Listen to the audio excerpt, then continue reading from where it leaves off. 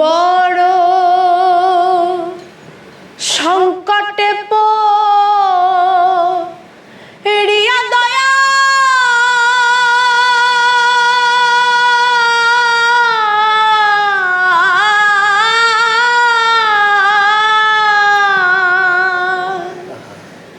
বারে বারে ডাকি তোমায় ক্ষময় অপরাধ।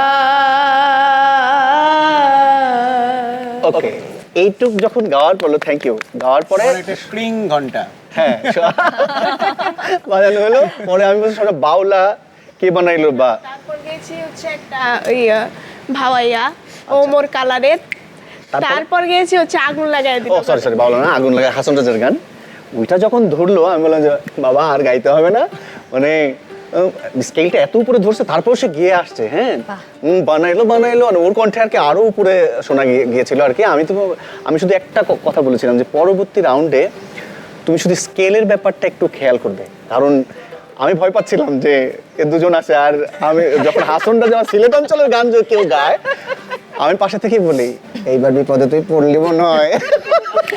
এটা নিয়ে খুব খেপাতো আমাকে, মানে যখন কেউ সিলেটের গান ধরতো, দিদি ভুল ধরো না, দিদি ভুল ধরো না, মানে একটু মাফ করো, মাফ করে দাও, ছেড়ে দাও।